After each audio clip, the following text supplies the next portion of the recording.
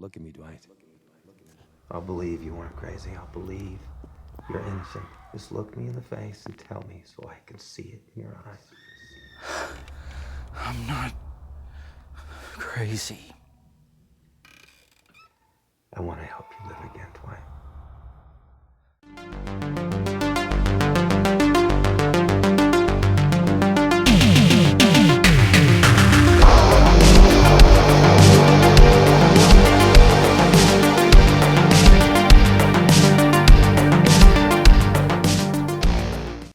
What the fuck?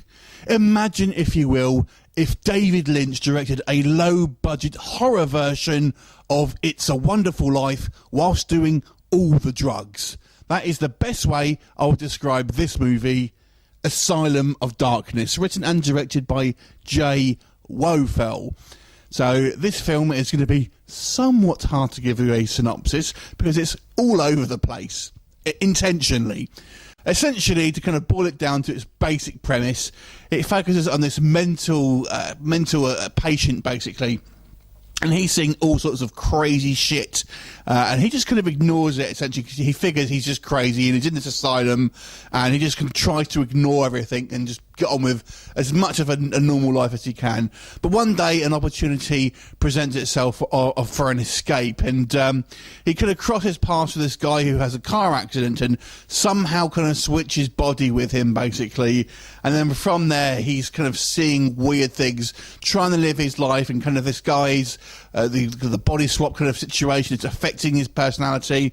He's kind of visited by all sorts of strange, faceless creatures, and it's all this weird, very confusing mess of a plot, but deliberately so. This film is made to be extremely trippy. You don't know what the hell's going on.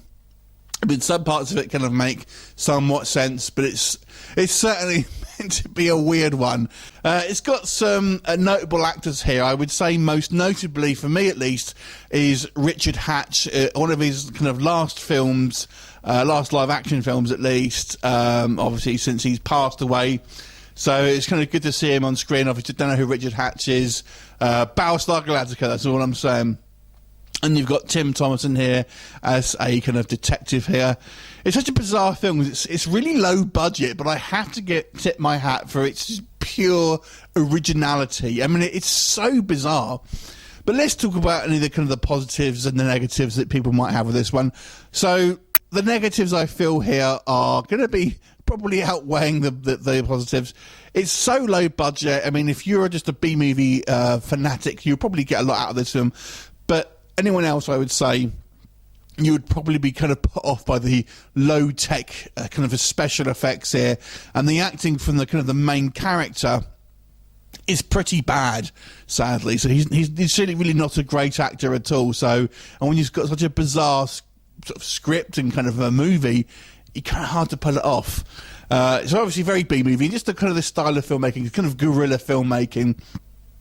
So there's kind of lots of cheap tricks to kind of move the plot along and have these kind of effect shots later on that don't look terribly convincing, but you kind of got to kind of love it to a certain degree for its, you know, trying to get around obviously the very low budget here. It's nice to see some familiar genre faces here. It's always a pleasure, and especially in the kind of in 2017, you're seeing these guys, and you know, for stuff you used to watch back in the kind of the 80s and stuff like that, it's always in a kind of a nice treat. I've got to give my hats off to sort of original idea, even though I don't feel it completely makes much sense. To be honest with you, and it's so kind of like twisty and turny, I think you're probably going to get lost in it for the most part. But if you just want like an extremely weird horror B-movie sci-fi film, then you may want to check it out. I've got to say, it's such a bizarre film.